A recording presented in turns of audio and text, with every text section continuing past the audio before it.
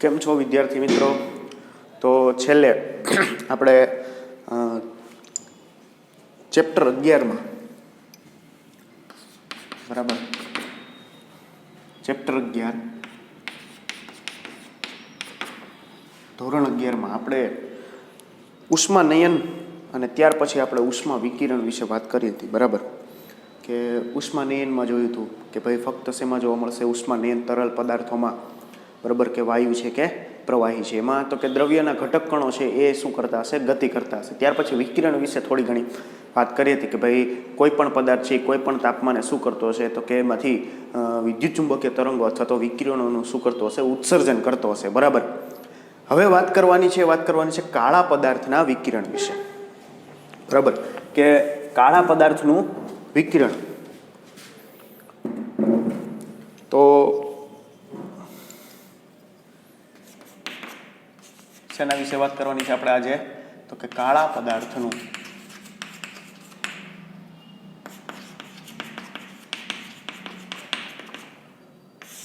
કાળા પદાર્થના વિકિરણ વિશે આજે વાત કરવાની છે. તો કે કાળા પદાર્થનું વિકિરણ જે પદાર્થ નીચા તાપમાને પોતાના પર આપાત થતી બધી જ વિકિરણ ઉર્જાનું શોષણ કરે એને શું કહેવામાં આવે છે? તો કે સંપૂર્ણ કાળો પદાર્થ.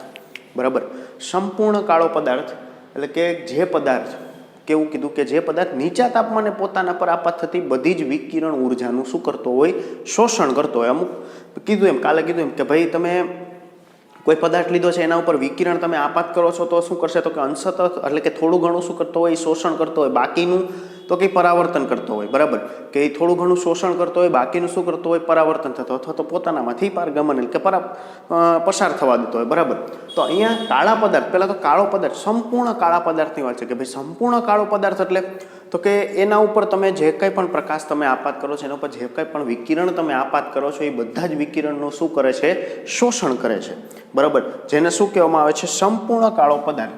સંપૂર્ણ કાળા પદાર્થની વ્યાખ્યા આપીએ તો આમાં કે જે પદાર્થ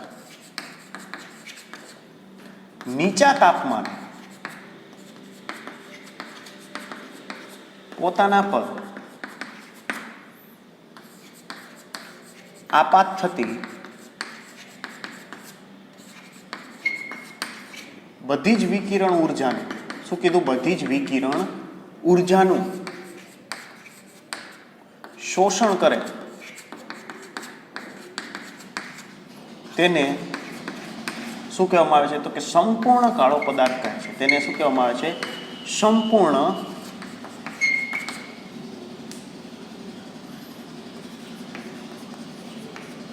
કાળો પદાર્થ કહે છે. સંપૂર્ણ કાળો પદાર્થ કે એના પર આપાત થતી બધી જ વિકિરણ ઉર્જાનું શું જો કરે છે?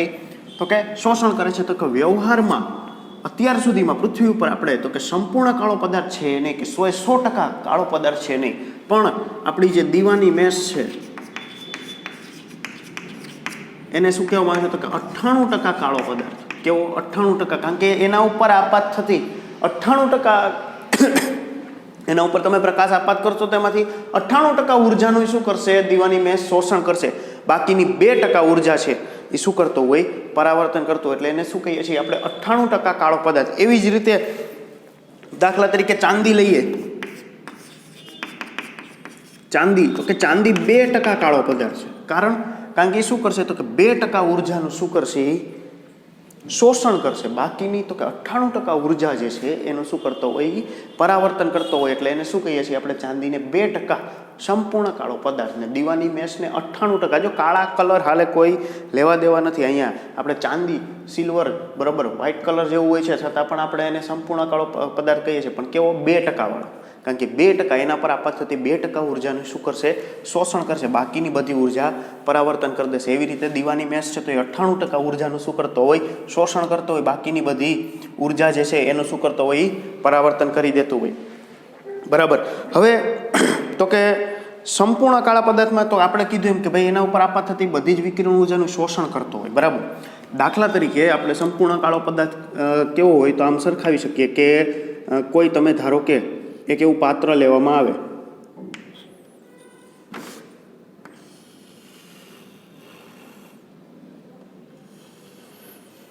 દાખલા તરીકે આવું કોઈ એક પાત્ર લીધું છે. અહીંયા આવી એક ઢોળાવવાળી સપાટી એની અંદર રાખેલી છે. બરાબર. હવે અહીંયા આ પાત્ર તો કે એક નાનું એવું છિદ્ર છે, બરાબર, નાનું એવું શું છે, એક છિદ્ર છે કે જેમાંથી શું થશે તો કે કોઈ એક વિકિરણ જે છે અહીંયાથી દાખલ કરવામાં આવે, બરાબર. કે કોઈ તમે એક પાત્ર લીધું છે, તમારે સંપૂર્ણ કાળો પદાર્થ બનાવવો હોય તો આવી રીતે કહી શકો કે ભાઈ એક તમે પાત્ર લીધું છે, અહીંયા શું કર્યું છે તો નાનું એવું એક છિદ્ર રાખ્યું છે, એમાંથી એક કિરણાવલી જે છે એ એમાં શું કરે છે તો કે પાત્રની અંદર આપાત કરવામાં આવે છે. હવે શું થશે તો કે જ્યારે અહીંયા સપાટી પર પહોંચશે ત્યારે અહીંયા સપાટી ઉપર આપાત થશે એટલે તો કે એનું અંશત ત્યાં ઉર્જાનું શું થતું હોય, શોષણ થતું હોય, બાકીની ઉર્જાનું શું થતું હોય, પરાવર્તન થતું હોય. એટલે અંશત અહીંયા ઉર્જાનું શોષણ થશે, બાકીની ઉર્જાનું શું થશે, પરાવર્તન થશે. એવી રીતે અહીંયા પણ શોષણ થશે, બાકીનું પરાવર્તન થશે. એવી રીતે અહીંયા પણ શોષણ થશે, બાકીનું પરાવર્તન થશે. અહીંયા શોષણ થશે, પરાવર્તન થશે, શોષણ થશે, પરાવર્તન થશે, શોષણ થશે, પરાવર્તન થશે, બરાબર. આવી રીતે શોષણ થશે ને પરાવર્તન થશે. તો દરેક જગ્યાએ થોડું થોડું થોડું શોષણ થઈ અહીંયા તો કે સંપૂર્ણ ઉર્જા શું થઈ જશે, શોષાઈ જશે. તો કે ક્યાંથી શોષાય તો કે આ છિદ્રમાંથી અંદર આપણે આવવા દીધી તો ત્યાંથી બહાર આવતી નથી. એટલે આ જે છિદ્ર છે આ છિદ્રને આપણે શું કહીએ છીએ, કેવિટી, બરાબર. આ છિદ્રને શું કહીએ છીએ, સંપૂર્ણ કાળો પદાર્થ, કારણ કે એના ઉપર આપાત થતી બધી જ ઉર્જાનું શું કર્યું, એણે શોષણ કર્યું. એક નાનું એવું છિદ્ર રાખવું છે, એમાંથી એક કિરણાવલી આવે છે, અહીંયા ઢોળાવાળો ભાગ રાખવાનો જેથી તો કે સીધું પાછું બહાર આવી શકે નહીં. તો કે દરેક જગ્યાએ શું થતું હશે તો કે અંશતઃ શોષણ થશે, બાકીનું અંશતઃ પરાવર્તન, એટલે કે થોડુંક શોષણ થશે, થોડુંક પરાવર્તન થશે. તો કે એવી રીતે પરાવર્તન અને શોષણ થતાં તો કે જે વિકિરણ ઉર્જા છે એ અંદરને અંદર શું થઈ જશે, સંપૂર્ણપણે શોષાઈ જશે, અંદરને અંદર સંપૂર્ણપણે શોષાઈ જશે. તો આ જે છિદ્ર છે આજે આપણે શું કહીએ છીએ, કેવિટી. શું કહીએ છીએ, કેવિટી. કે આ કેવિટી છે એ શું કરે છે તો કે આ વિકિરણ ઉર્જાનું શોષણ કરે છે, બરાબર. એટલે આ કેવિટીને આપણે શું કહીએ છીએ, સંપૂર્ણ કાળો પદાર્થ. એ કેવિટીને આપણે શું કહીએ છીએ, સંપૂર્ણ કાળો પદાર્થ. એવી જ રીતે ધારો કે હવે આપણે અહીંયાથી તો કે વિકિરણ ઉર્જા જે છે, વિકિરણ ઉર્જા આપણે આપાત નથી કરતા, પણ અહીંયાથી ધારો કે એને સમાંગ રીતે ગરમ કરવામાં આવે, આ પાત્ર છે એને ગરમ કરવામાં આવે, એને ઉષ્મા આપવામાં આવે, બરાબર. તો એ પાત્ર છે એને ઉષ્મા આપશું એટલે શું કરશે તો કે પોતાનામાંથી અમુક વિકિરણ ઉર્જા ઉત્સર્જિત કરશે. એનામાંથી વિકિરણ ઉર્જા ઉત્સર્જિત કરશે, છિદ્રમાંથી શું થશે તો કે વિકિરણ ઉર્જા છે એ વિકિરણ ઉર્જા બહાર આવતી હશે. આ છિદ્રમાંથી વિકિરણ ઉર્જા શું થશે, બહાર આવશે. કે તમે અહીંયાથી બધી આજુબાજુમાંથી બધી રીતે સમાંગ રીતે એને ગરમ કરવામાં આવે, બરાબર, કે ઉષ્મા આપવામાં આવે, એવી રીતે રાખેલું છે. ઉષ્મા આપશું એટલે તો કે એને અંદરની સપાટી ગરમ થશે અને વિકિરણ ઉર્જા શું કરશે, ઉત્સર્જિત કરશે. તો કે વિકિરણ ઉર્જા એ ઉત્સર્જિત થશે એટલે આ કેવિટીમાંથી શું આવશે, બહાર આવશે. તો એ વિકિરણ ઉર્જા ક્યાંથી આવી, કેવિટીમાંથી આવી. તો એ કેવિટીને તો કે જેમ શોષણ કરે છે એમ શું કરે છે, ઉત્સર્જન પણ કરે છે. જેમ શોષણ કરે છે એમ ઉત્સર્જન પણ કરે છે. એટલે આપણે કહીએ છીએ કે ભાઈ જે સૂર્ય જે છે, બરાબર, સૂર્ય, આપણો જે સૂર્ય છે આ સૂર્યને આપણે શું કહીએ છીએ તો કે સંપૂર્ણ કાળો પદાર્થ, કારણ કે એનામાંથી શું થાય છે તો કે વિકિરણો જે છે એ ઉત્સર્જિત થાય છે, બરાબર. એટલે આપણે જે સૂર્ય છે આ સૂર્યને પણ શું કહેવામાં આવે છે, સંપૂર્ણ કાળો પદાર્થ. સૂર્યને શું કહેવામાં આવે છે, સંપૂર્ણ કાળો પદાર્થ. આ કેવિટી હતી, બરાબર. અહીંયા કેવિટી જે બતાવેલી તેમાંથી વિકિરણો જે ઉત્સર્જિત થાય છે એને શું કહેવામાં આવે છે, કેવિટી વિકિરણો, બરાબર. કીધું એમ કે જેમ એ શોષણ કરે છે એમ શું કરે છે, ઉત્સર્જન પણ કરે છે. જેમ સૂર્ય પણ શું કરે છે તો કે બધી જ તરંગ લંબાઈવાળા વિકિરણોનું શું કરે છે, ઉત્સર્જન કરે છે. એટલે એને સૂર્યને પણ આપણે શું કહીએ છીએ, સંપૂર્ણ કાળો પદાર્થ. કે સૂર્યમાંથી બધી જ તરંગ લંબાઈવાળા વિકિરણોનું શું થાય છે, ઉત્સર્જન થાય છે. એટલે સૂર્યને આપણે શું ગણીએ છીએ, સંપૂર્ણ કાળો પદાર્થ, બરાબર. હવે આ જે સંપૂર્ણ કાળો પદાર્થ જે શોષણ થાય છે અને જે ઉત્સર્જન થાય છે, બરાબર, કે સૂર્યમાંથી બધી તરંગ લંબાઈવાળા વિકિરણનું ઉત્સર્જન થાય છે, બરાબર. જેને કારણે તો કે સૂર્યની જે સપાટી છે એનું તાપમાન આપણે કેટલું લઈએ છીએ, 5800 કેલ્વિન જેટલું, બરાબર. કે કોઈ પણ પદાર્થમાંથી ઉત્સર્જિત વિકિરણના ગુણધર્મો, કે કોઈ પણ પદાર્થ છે એમાં ઉત્સર્જિત વિકિરણ છે એના જે ગુણધર્મો છે એ શેના ઉપર આધાર રાખશે તો કે સપાટીના પ્રકાર ઉપર. શેના ઉપર આધાર રાખશે, સપાટીના, એમ કેવું તો કહી શકે ઉત્સર્જિત વિકિરણના ગુણધર્મો.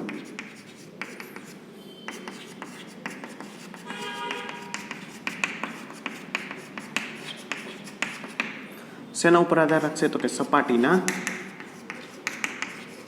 પ્રકાર અને બીજું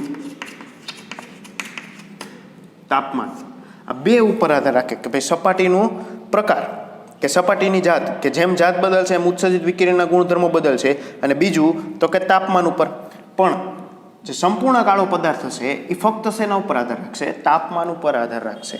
બરાબર. જે સંપૂર્ણ કાળો પદાર્થ છે એ ફક્ત તો કે એમાં સપાટીની જાત ઉપર આધાર રાખશે ને, એ ફક્ત શેના ઉપર આધાર રાખશે? તાપમાન ઉપર. કે જેમ સપાટી અલગ અલગ હશે, બરાબર, તમે ધારો કે લોખંડ લ્યો અને એક બાજુ તાંબુ લ્યો, બરાબર, તો કે લોખંડને થોડુંક આપણે શું કરવું પડશે? તો કે તાંબાને સળગાવીએ અને લોખંડને બંનેને ઉષ્મા આપીએ તો શું થશે? તો કે બંનેમાંથી વિકિરણો ઉર્જા ઉત્સર્જિત થશે. પણ ધારો કે ઘણી વખત એવું હોય કે ભાઈ લોખંડમાં આપણે શું કરવું પડે? તો કે વધારે તાપમાન આપવું પડે, બરાબર. ત્યારે તો કે જે ધારો કે તાપમાન આપીએ છીએ અને એ લાલ રંગનું થાય છે, એવી જ રીતે તો કે સામે એટલું જ તાપમાન જો તાંબાને આપવામાં આવે તો એ ભૂરા રંગનું દેખાતું હોય, બરાબર. એટલે કીધું ભાઈ સપાટીના પ્રકાર અને તાપમાન, ઉત્સર્જિત વિકિરણના ગુણધર્મો છે એ શેના ઉપર આધાર રાખશે? સપાટીના પ્રકાર અને તાપમાન ઉપર. કે ત્યાં લાલ રંગની ઉર્જાનું પ્રમાણ વધારે હોય છે, જ્યારે ઓલામાં તો કે લાલ રંગની ઉર્જાનું પ્રમાણ ઓછું હોય, બરાબર. કે લાલ આવૃત્તિવાળા જે વિકિરણો ઉત્સર્જિત થાય છે એનું પ્રમાણ વધારે હશે, એકમાં કેવું હશે? ઓછું હશે. એટલે કે ઉત્સર્જિત વિકિરણના ગુણધર્મો શેના ઉપર આધાર રાખશે? સપાટીના પ્રકાર અને તાપમાન ઉપર, બરાબર. હવે તો કીધું એમ કે જેમ એના પર આપાત થતી બધી જ વિકિરણ ઉર્જાનું શોષણ કરે એમ સામે કોણ શું કરે છે? ઉત્સર્જન પણ કરે છે. તો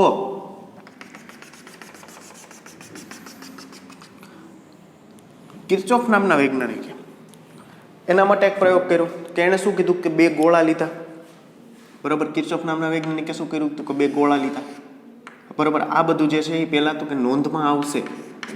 ધારો કે ગોળો એ, ગોળો બી, આને શું કર્યું? તો કે આને ચકચકિત સપાટી કરી, બરાબર, કે શાઇનિંગ વાળી સપાટી કરીને આ સપાટી કેવી રાખી? કાળી સપાટી રાખી, બરાબર. અને આ સપાટી કેવી રાખી? તો કે ચળકાટ ધરાવતી સપાટી રાખી. અને એક બીજી સપાટી કેવી રાખી? કાળી રાખી, બરાબર. આને પોલિશ કરી દીધો. પોલિશ કરી દેશો એટલે કેટલી ચકચકિત થઈ જશે સપાટી. આની ઉપર વિકિરણ ઉર્જા આપાત કરી, બરાબર. બે સેમ ધાતુના જ ગોળા, સમાન ધાતુના જ ગોળા છે, બરાબર. એક ઓરડામાં રાખવામાં આવેલા છે. એકની સપાટી આપણે પોલિશ કરી દીધી છે, બીજાની સપાટી કેવી છે? કાળી છે.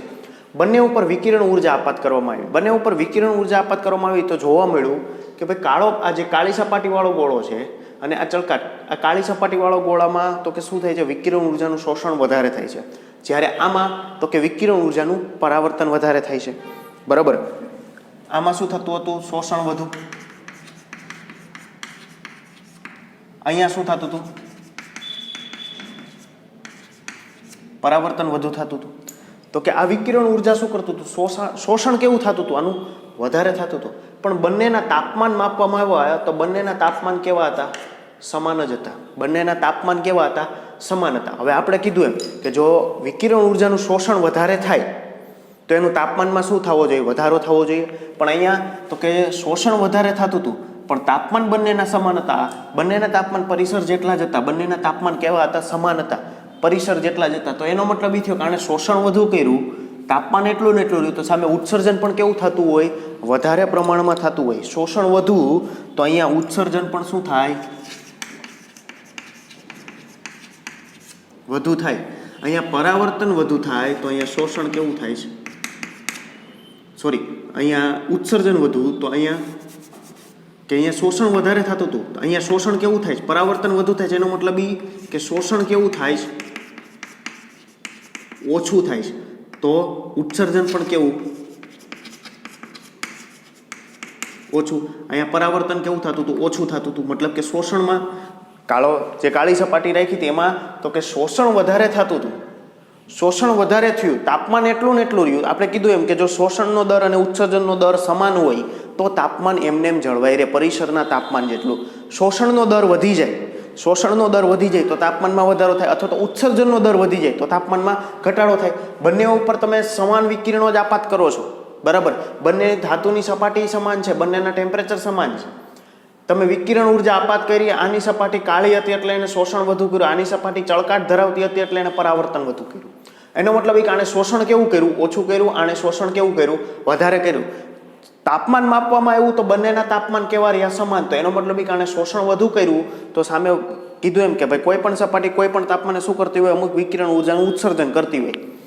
તો આને જેમ શોષણ વધુ કર્યું એમ એનો મતલબ એ કે એનું ઉત્સર્જન પણ કેવું થતું હશે? વધુ થતું હશે. એવી જ રીતે આ સપાટી છે તો કે એમાં શોષણ ઓછું થાય છે, તો એમાં સામે ઉત્સર્જન પણ કેવું થતું હોય, ઓછું થતું હોય. એટલે તો કે જે સપાટી સારી શોષક હોય એ સારી ઉત્સર્જક પણ હોય. બરાબર, જે સપાટી સારી શોષક હોય કે વધુ પ્રમાણમાં ઉર્જાનું શોષણ કરે છે, તો વધુ પ્રમાણમાં વિકિરણ ઉર્જાનું જે શોષણ કરતું હોય એ વધુ પ્રમાણમાં વિકિરણ ઉર્જાનું શું કરતું હશે, ઉત્સર્જન પણ વધારે કરતું હશે. એટલે જે સપાટી સારી શોષક હશે એ સપાટી સારી ઉત્સર્જક પણ હશે. બરાબર, આવું કોણે કીધું? કિર્ચોફ નામના વૈજ્ઞાનિકે. એના ઉપરથી એને કીધું કે ભાઈ જો શોષકતા કે પદાર્થની આપણે શોષકતા લેવી હોય, જેને બરાબર કે ભાઈ શોષકતા એટલે તો કે એના ઉપર કે આપણે કોઈ પદાર્થ ઉપર એની શોષકતા જોઈએ ભાઈ કેટલા પ્રમાણમાં શોષણ કરી શકે છે. બરાબર, એ કેટલા પ્રમાણમાં શોષણ કરી શકે છે. તો શોષકતા એટલે તો કે એના પર આપાત થતી વિકિરણ ઉર્જા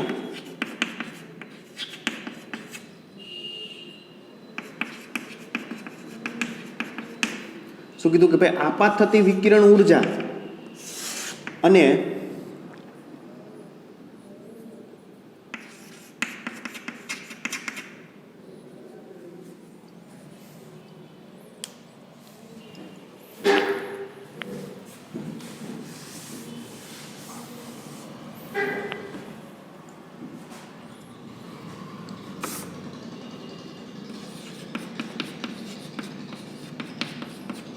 શોષકતા એટલે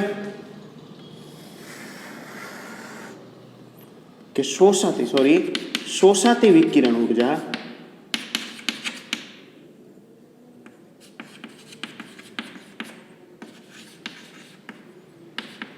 અને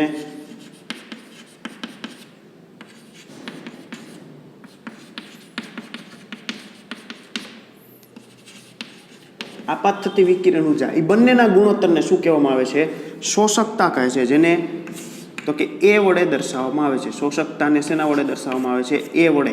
કે શોષકતા એટલે તો કે શોષાતી વિકિરણ ઉર્જા, કે તમે કોઈ પદાર્થ છે એની શોષકતા આપણે જોઈએ છે તો એના ઉપર તમે શું કરશો? વિકિરણ આપાત કરો છો. બરાબર, તો કે શું કીધું કે ભાઈ એમાંથી કેટલાનું શોષણ કરે છે? શોષાતી વિકિરણ ઉર્જા અને આપાત થાય છે, એ આપાત થાય છે એ વિકિરણ ઉર્જા, એ બેનો ગુણોત્તર છે એને શું કહેવામાં આવે છે? પદાર્થની શોષકતા કહે છે.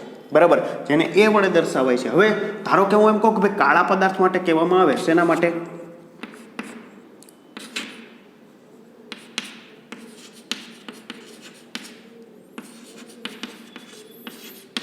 કાળા પદાર્થ માટે. તો કે કાળા પદાર્થ માટે આપણે કીધું એમ કે શું કહીએ છીએ કે ભાઈ બધી જ વિકિરણ ઉર્જાનું શું કરે? શોષણ કરે. તો જેટલી ઉર્જાનું શોષણ, જેટલી આપાત થતી વિકિરણ ઉર્જા છે એટલી જ શું હશે? શોષાતી વિકિરણ ઉર્જા. તો બેનો ગુણોત્તર કેટલો આવશે? 1 આવશે. તો કે બાકી બધા પદાર્થ માટે કે જે કાળા પદાર્થ નથી એના માટે ગુણોત્તર છે 1 કરતાં કેવો આવતો હોય? હંમેશા નીચો આવશે. કે બીજી કોઈ પણ સપાટી લઈ લો, કાળો પદાર્થ નહીં પણ બીજી કોઈ પણ સપાટી માટે જે શોષકતા છે એ શોષકતા કેવી મળશે? 1 કરતાં ઓછી મળશે. કાળા પદાર્થ માટે શોષકતા કેવી મળશે? 1 જેટલી મળશે. બરાબર, તો કે આ શોષકતા. ત્યાર પછી આપણે 2 વ્યાખ્યા અહીંયા વધારે જોવાની છે. અને એક જેવી રીતે શોષકતા છે એવી રીતે શું છે? ઉત્સર્જકતા પણ છે. પણ અહીંયા પહેલાં 2 વ્યાખ્યા આપણે વધારે જોવાની છે એટલે આપણે વધારે ખ્યાલ આવશે આગળ. બરાબર, તો એમાં પહેલી છે એ છે કુલ ઉત્સર્જન પાવર.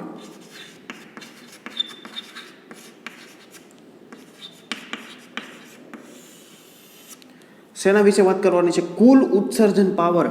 કુલ ઉત્સર્જન પાવર એટલે શું? તો કે નિયત કોઈ એક ટેમ્પરેચર લઈએ તો કે નિયત તાપમાને શું કીધું કે ભાઈ નિયત તાપમાને કોઈ સપાટી લીધી છે, કોઈ સપાટીનું કોઈ એક ફિક્સ તાપમાન છે. આ તાપમાને નિયત તાપમાને એકમ ક્ષેત્રફળવાળી સપાટીમાંથી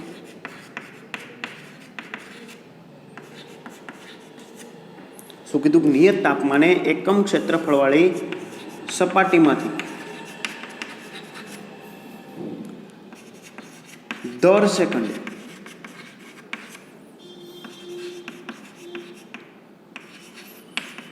ઉત્સર્જિત વિકિરણ ઉર્જા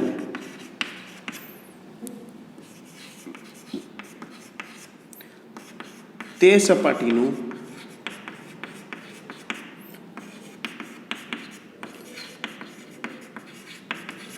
કુલ ઉત્સર્જન પાવર કહે છે.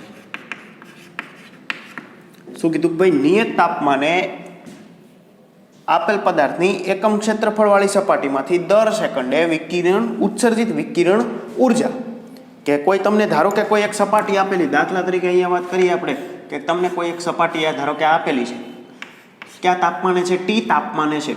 હવે તો કે ટી તાપમાને શું કરતું હશે? તો કે વિકિરણ ઉર્જાનું ઉત્સર્જન થતું હશે. બરાબર, વિકિરણ ઉર્જાનું શું થતું હશે? ઉત્સર્જન થતું હશે.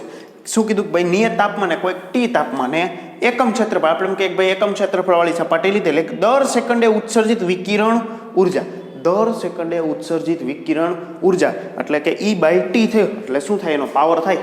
તો કે આ જેટલી ઉર્જા ઉત્સર્જિત કરે છે એ ઉત્સર્જિત ઉર્જા, દર સેકન્ડે ઉત્સર્જિત ઉર્જાને એનો શું કહેવામાં આવે છે? કુલ ઉત્સર્જન પાવર, જેને W વડે દર્શાવાય છે કે આમાંથી કેટલો પાવર જે છે એ ઉત્પન્ન થતો હશે. બરાબર, કે દર સેકન્ડે કેટલી ઉર્જા જે છે એ ઉત્પન્ન થતી હશે.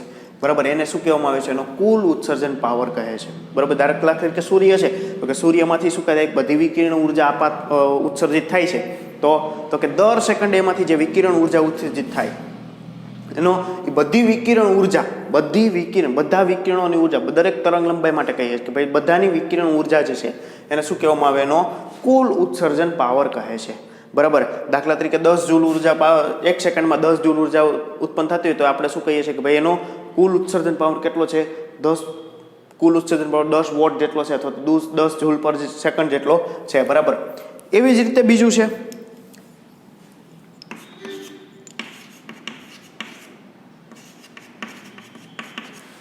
સ્પેક્ટ્રલ ઉત્સર્જન પાવર. જો આ કુલ ઉત્સર્જન પાવર કે એમાંથી જે ઉર્જા ઉત્સર્જિત થાય છે એ સ્પેક્ટ્રલ ઉત્સર્જન પાવર. સ્પેક્ટ્રલ ઉત્સર્જન પાવર એટલે તો કે નિયત તાપમાને, બરાબર, કોઈ એક ચોક્કસ નિયત તાપમાને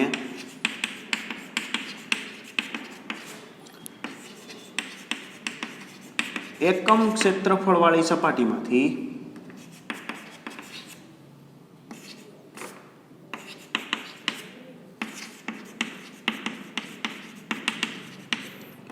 કેવું? તો કે એકમ તરંગ લંબાઈ દીઠ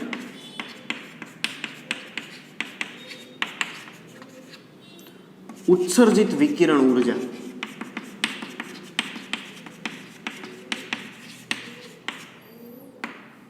શું કીધું ભાઈ? નિયત તાપમાને કેવી કીધું? એકમ ક્ષેત્રફળવાળી સપાટીમાંથી એકમ તરંગ લંબાઈ દીઠ દર સેકન્ડ, હજી આમાં લખવું હોય તો વધારે લખી શકીએ, દર સેકન્ડે ઉત્સર્જિત વિકિરણ ઉર્જા, જેને શું કહેવામાં આવે છે? સ્પેક્ટ્રલ ઉત્સર્જન પાવર. દાખલા તરીકે આપણે પાછી અહીંયા કે આ સપાટી લીધી, એકમ ક્ષેત્રફળવાળી સપાટી છે, કોઈ એક નિયત તાપમાને ટી તાપમાને છે. હવે અહીંયાથી શું થતું હશે? થાય છે એટલે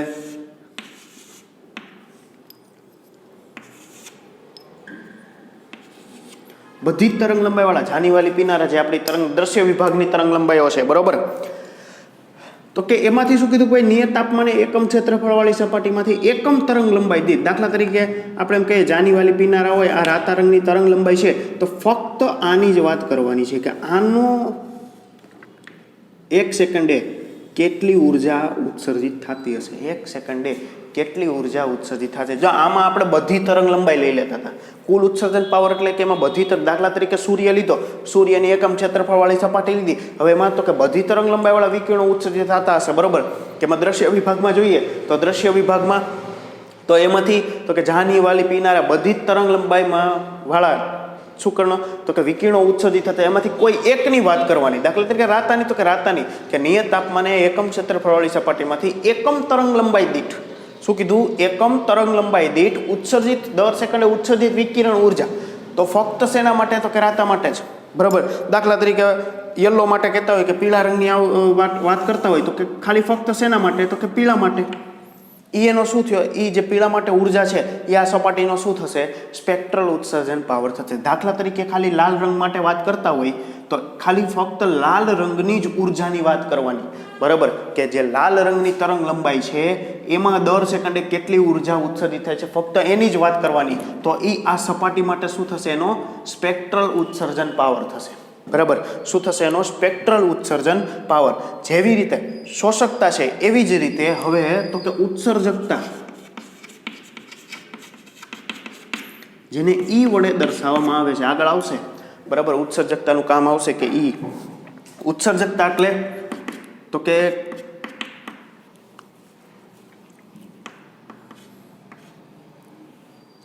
ઉત્સર્જકતાની વાત કરીએ તો કે ઉત્સર્જકતા એટલે જે કોઈ પદાર્થ છે એ શું કરે છે કે કોઈ નિયત તાપમાને શું કરતું હશે તો કે એ વિકિરણોનું ઉત્સર્જન કરતું હશે. જેમ એના ઉપર આપાત થતી વિકિરણ ઉર્જા છે, જેમ એની શોષકતા છે કે કેટલા પ્રમાણમાં શોષણ કરી શકે છે, એમ સામે તો કે કેટલા પ્રમાણમાં ઉત્સર્જન કરી શકતું હશે. બરાબર, એ શું કહે છે એની ઉત્સર્જકતા? તો કે ઉત્સર્જકતા એટલે તો કે કોઈ સપાટી છે એ કોઈ સપાટીનો કુલ ઉત્સર્જન પાવર, કે તમને કોઈ એક તાપમાન આપી દીધું, એ તાપમાને સપાટીનો કુલ ઉત્સર્જન પાવર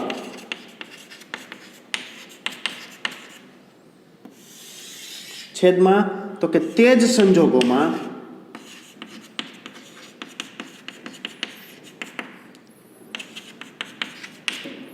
કાળા પદાર્થનો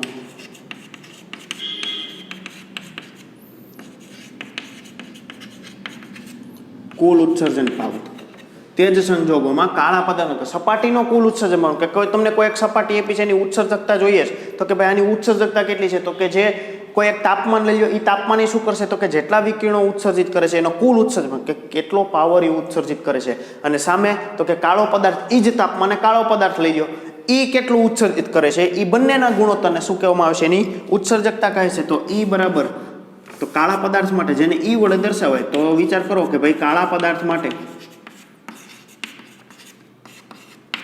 ઈ બરાબર, કાળા પદાર્થ માટે અહીંયા સપાટી તરીકે કોણ લઈએ? કાળો પદાર્થ. સામે કોણ છે? કાળો પદાર્થ. તો બંનેમાંથી ઉત્સર્જિત વિકિરણોની ઉર્જા કેવી હશે? સમાન હશે. તો કાળા પદાર્થ માટે શું આવશે? 1. એનો મતલબ એ કાળા પદાર્થ માટે શોષકતાનું મૂલ્ય અને ઉત્સર્જકતાનું મૂલ્ય કેવું આવે છે? સમાન આવે છે. તો આપણે આમ લખી શકીએ E is equal two A. A is equal two E. અહીંયા કીધું એમ કે જે શોષક વધુ હશે એનું ઉત્સર્જન પણ વધુ હશે. અહીંયા કીધું એમ કે ભાઈ શોષણ ઓછું હશે એનું ઉત્સર્જન પણ ઓછું હશે. આના ઉપરથી કિર્ચોફે એવું દર્શાવ્યું, કિર્ચોફ નામના વૈજ્ઞાનિક એવું દર્શાવ્યું કે કોઈ પણ સપાટી માટે શોષકતાનું મૂલ્ય અને ઉત્સર્જકતાનું મૂલ્ય હંમેશા કેવું હશે? સમાન હશે. ફક્ત કાળા પદાર્થ માટે નહીં, પણ કોઈ પણ સપાટી માટે લઈ લો, કોઈ પણ સપાટી માટે શોષકતાનું મૂલ્ય અને ઉત્સર્જકતાનું મૂલ્ય કેવું હોય? સમાન હોય છે. કે કોઈ પણ સપાટી માટે શોષકતાનું મૂલ્ય અને ઉત્સર્જકતાનું મૂલ્ય કેવું આવશે? સમાન હશે. એવું કોણે દર્શાવ્યું? કિર્ચોફ નામના વૈજ્ઞાનિકે દર્શાવ્યું. બરાબર. તો આ કાળા પદાર્થના વિકિરણ. હવે આગળ વાત કરવાની છે એ વિનના સ્થાનાંતરના નિયમ. બરાબર, કે વિનનો સ્થાનાંતરનો નિયમ.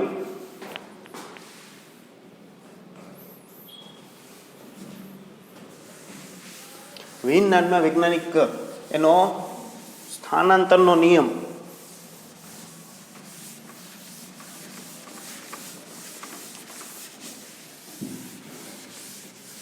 આ બધું નોંધમાં લખવું. કુલ ઉત્સર્જન પાવર, સ્પેક્ટ્રલ ઉત્સર્જન પાવર, ઉત્સર્જકતા. બરાબર.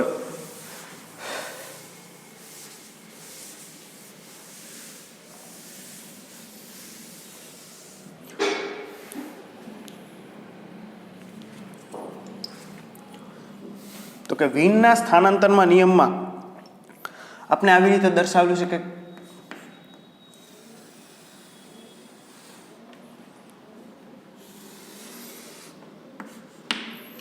અહીંયા તરંગ લંબાઈ લેમ્બડા દર્શાવેલી છે. અહીંયા શું દર્શાવેલું છે તો કે સ્પેક્ટ્રલ ઉત્સર્જન પાવર.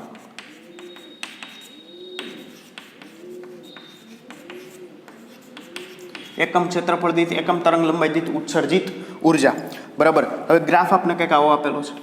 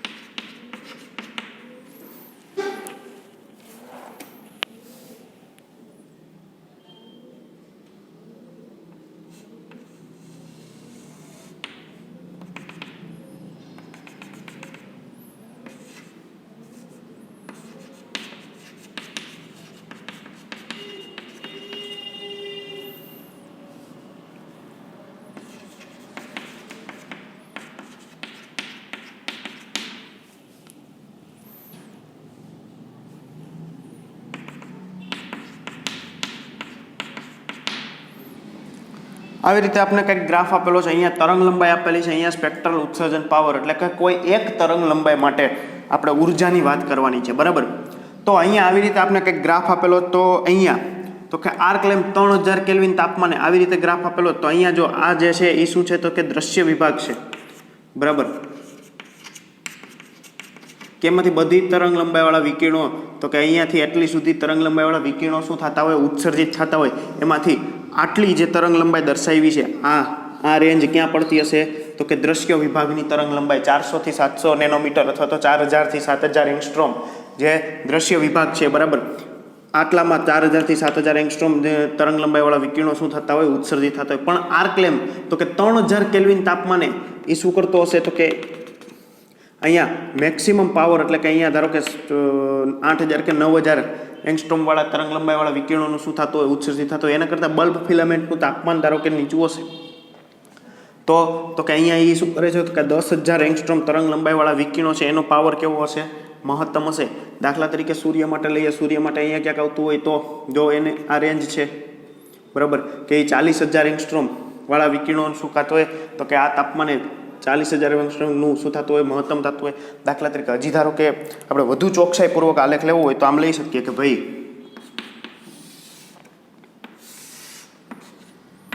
તરંગ લંબાઈ અહીંયા કીધું એમ કે સ્પેક્ટ્રલ ઉત્સર્જન પાવર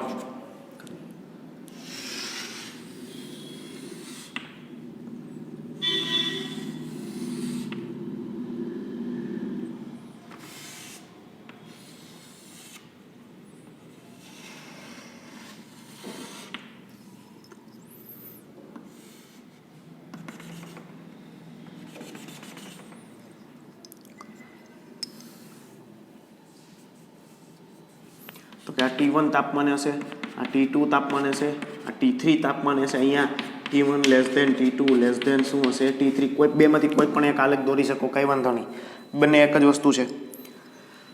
તો કે અહીંયા શું થશે, ધારો કે T1 તાપમાને જોઈએ તો કે T1 તાપમાને આ જે આલેખ છે તો કે આટલી આવૃત્તિવાળા વિકિરણોનું શું કરતો હોય, આટલી રેન્જવાળા તરંગ લંબાઈવાળા વિકિરણોનું ઉત્સર્જન કરતો હોય. પણ કોઈ એક T1 તાપમાને એમાંથી કોઈ એક તરંગ લંબાઈ હશે, એ કેટલી હશે, મેક્સિમમ હશે, બરાબર. અહીંયા તો કે એનો પાવર કેવો છે, જો આ બધા કરતાં આની જે ઉત્સર્જિત અહીંયા જે કોઈ તરંગ લંબાઈ આવે છે, દાખલા તરીકે લેમ્બડા એમ મેક્સિમમ, કે એ જે તરંગ લંબાઈ આવે છે એનો કુલ સ્પેક્ટ્રલ ઉત્સર્જન પાવર, એટલે કે એ તરંગ લંબાઈની ઉર્જા ત્યારે કેવી હશે, વધારે હશે. ક્યારે T1 તાપમાને. તમે તાપમાન વધારો, T2 તાપમાન કરો, T2 તાપમાન કરશો તો શું થશે તો કે અહીંયા આવી જશે તો કે આ તરંગ લંબાઈ અહીંયા ધારો કે લેમ્બડા 2, અહીંયા સોરી આપણે લેમ્બડા 1 કહી દઈએ, લેમ્બડા 2, તો કે એ તરંગ લંબાઈવાળા વિકિરણોનો પાવર કેવો હશે, ઉત્સર્જન વધારે થતું હશે. એવી રીતે દાખલા તરીકે અહીંયા લઈએ, અહીંયા લેમ્બડા 3 લઈએ તો અહીંયા તો કે એનો ઉત્સર્જન પાવર કેવો હશે, વધારે હશે. દાખલા તરીકે આપણે લોખંડ લીધું હોય, બરાબર, કે લોખંડને તમે ગરમ કરો છો, લોખંડને ગરમ કરશો એટલે શું થશે તો કે એનું ધીમે ધીમે એનું ટેમ્પરેચર વધશે.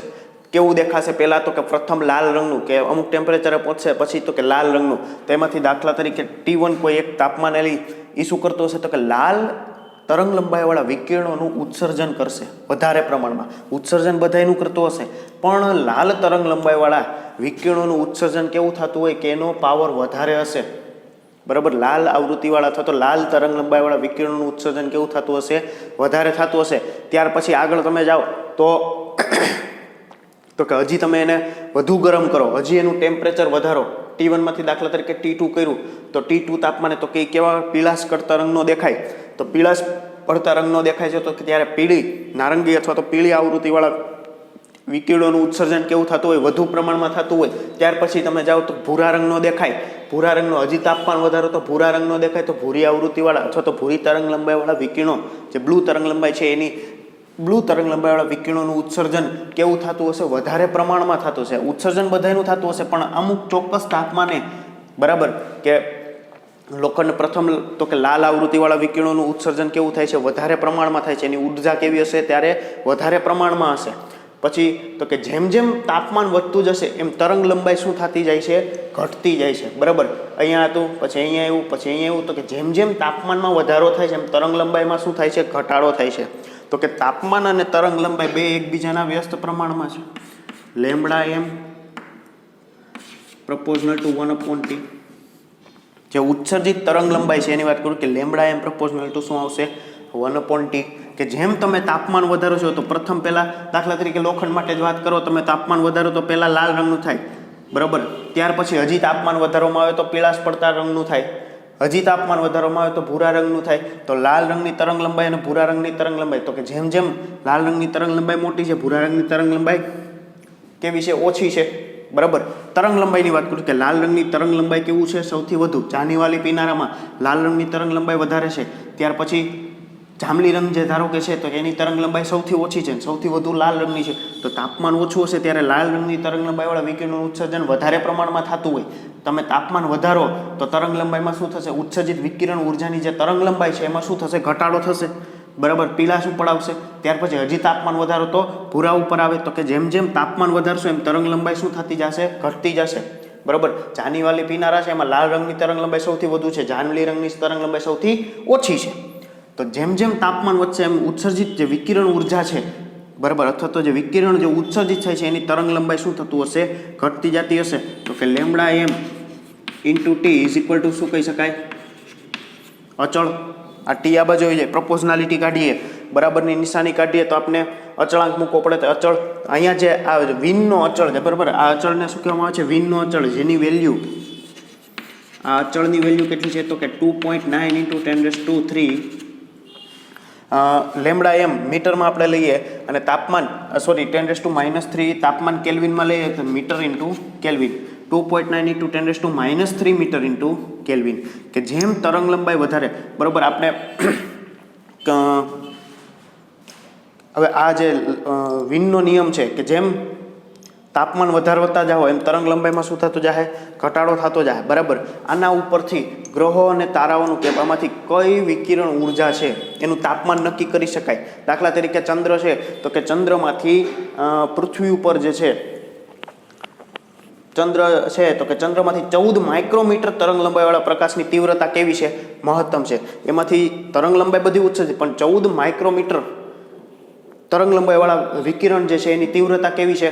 વધારે પ્રમાણમાં છે. એની તીવ્રતા વધારે પ્રમાણમાં છે તો એની ઉપરથી એનું તાપમાન નક્કી કર્યું છે, બરાબર. કે એનું તાપમાન આપણે કેટલું નક્કી કરી શકીએ છીએ? 200 કેલ્વિન જેટલું અંદાજી શકાય છે, બરાબર. ત્યાર પછી સૂર્યની વિકિરણ ઉર્જા છે તો કે એમાં તરંગ લંબાઈ 4753 એંગસ્ટ્રોમ કેવી હોય છે? મહત્તમ હોય છે. એને અનુરૂપ તાપમાન તો કે 6060 કેલ્વિન છે, બરાબર. આ જે તાપમાન છે એ શેનું છે? તો કે સૂર્યની સપાટીનું તાપમાન. રેડી. આવી રીતે કઈ ભાઈ ચંદ્ર માટે કીધું ભાઈ 14 માઇક્રોમીટર વાળા જે 14 માઇક્રોમીટર તરંગ લંબાઈ વાળા વિકિરણો છે એની તીવ્રતા કેવી હશે? વધારે, મતલબ કે એનો સ્પેક્ટ્રમ એ 14 માઇક્રોમીટર વાળા જે તરંગ લંબાઈ વાળા વિકિરણ છે એનું વધારે પ્રમાણમાં શું થતું હશે? ઉત્સર્જન થતું હશે. જેમ આપણે લોખંડ માટે કહીએ છીએ પ્રથમ તો કે લાલ રંગની આવૃત્તિ, એનો સ્પેક્ટ્રલ ઉત્સર્જન પાવર, બરાબર. લાલ રંગની તરંગ લંબાઈવાળા વિકિરણોનું ઉત્સર્જન કેવું થતું હોય? વધુ પ્રમાણમાં થતું હોય, બરાબર. તો આ વિનનો સ્થાનાંતરનો નિયમ. ત્યાર પછી આપણે જોવાનો છે સ્ટીફન બોલ્ટ્ઝમેનનો નિયમ, બરાબર. આવતા લેક્ચરમાં આપણે સ્ટીફન બોલ્ટ્ઝમેનના નિયમ વિશે વાત કરીશું.